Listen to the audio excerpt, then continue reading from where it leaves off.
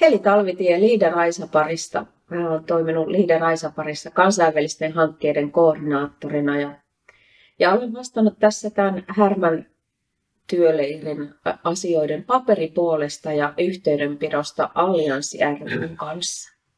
Koordinoinut ohjelmaa ja yhteen ja kerännyt tarvittavat paperityöt. Risto Kleimola ja toimin hallituksen varapuheenjohtajana Härmäseurassa. Työleirin aikana olin mukana näissä kirvesmiestouhuissa ja mitä nyt oli tällaista pihan putsoota ja raivausta ja Voltissa erityisesti siellä kotiseututalolla kirvesmieshommia tehtiin ulkorakennuksissa ja sitten maalattiin tupaa ja niin poispäin. Näissä maalaushommissa oli vähän niin kuin ohjaamassa. Mä olen Anna Lehtinen, Härmäseuran hallituksen jäsen ja leirillä vastasin 2 muun naisen kanssa ruokapuolesta ja osittain logistiikasta ja ehkä hiukan työnohjauksestakin. Jarmo Pölsti, mä olen mukana tässä Härmäseuran hallituksessa ja tämän käräjätalon toiminnassa enemmän ollut mukana tässä sitten ja jonkun verran ohjasin siellä leirillä. Joo, eli siis tämä Härmän vapaaehtoistyöleiri, tämä oli osa Euroopan solidaarisuusjoukkojen ohjelmaa.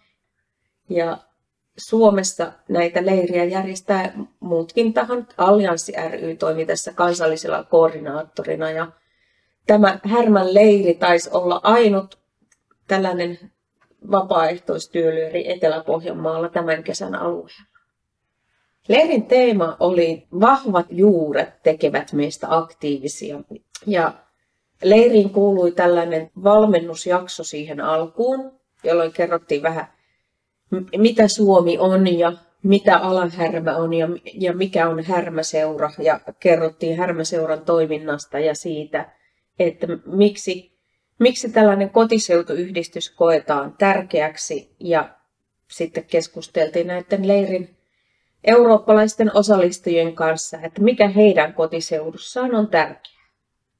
Ja miten he kokee, että mikä on se heidän oma kotiseutunsa ja onko heillä kotiseutuidentiteettiä. Aloitettiin varmaan ainakin tytöt niin mattojen pesulla. Meillä taisi olla 10 metriä pesumattoja, joita piti pestä tuolla pesupaikalla. Ja sitten raivattiin siinä alussa tätä tonttia, kun se oli aivan pusikoitunut tietyt osat ja nyt jo näyttää sitten aivan paljon paremmalta. Ja sitten Voltin kotiseututalollahan tehtiin kirvesmieshommia siellä ulkorakennuksissa, vähän lattioita korjailtiin ja seiniä ja sitten maalattiin se talo punaisella värillä ja täällähän koottiin tommosia jakkaroita ja kun ne oli paketissa ja sitten tuolla Ullakolla on paljon tuoleja, jotka odottaa vielä nyt sitten kunnostamista. Niistä otettiin vanhoja kangaspäällysteitä pois ja lakattiin ja päähiottiin. Ne oli kaikki työtehtävät aikamoisia elämyksiä. Esimerkiksi mattojen pesu. Kaikki leiriläiset kävi niitä mattoja pesemässä ja se oli kaikille ihan ensimmäinen kerta sen tyylistä hommaa, jossa niin kuin riitti ihmettelemistä, että ai, näinkö mattojakin voi pestä. Silloin kun tästä kerrottiin tästä käräjätalosta ja yleensä tästä Härmän häjyjen historiasta, niin se oli vähän niin kuin jännä niin kuin ajatella, että kun kertoi siitä silloin siinä meidän valmennusjaksolla siitä, että täällä niin kuin silloin 1800-luvun loppupuolella niin elämä ei ole ollut yhtä rauhallista ja tulevaisuuden näkymät yhtä kirkkaita, niin siitä niin kyllä se selvästi pisti mietityttämään ja sitten mä yritin siinä niin kuin puheessa sitten heille tuoda sitä niin kuin yhtymäkohtaa, että mitä kaikkea muuta mullistavaa Euroopassa oli, että he niin kuin pystyisivät miettimään, että mitä se heillä silloin heidän kotiseudullaan se historia on ollut, että pystyy niin kuin suhteuttamaan sitä aikaa. Ja kaikki meni onnellisesti, ettei mitään loukkaantumisia eikä mitään sattunut, vaikka tehtiin vähän raskaampaakin hommaa ja hiivittiin tekoilla ja muuta, mutta kaikki meni mukavasti siinä suhteessa, että siitä saa kiitollinen ja onnellinen.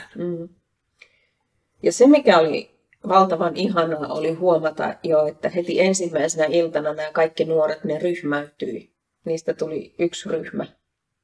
Että se aina jännittää, kun tulee joukko toisilleen tuntemattomia ihmisiä kokoontuu, että kuinka tämä tästä lähtee, mutta se meni ihan hienosti ja ne oli tosi aktiivisia siinä oman vapaa-ajansa vietossa, että eipä meidän tarvinnut muuta sanoa kuin siinä 4-5 välillä heipat, niin he kyllä keksi itselleen sitten iltaohjelmaa täällä. Kävivät pyörällä Lappajärvelläkin asti. Sellainen 100 kilometrin pyörälenkki.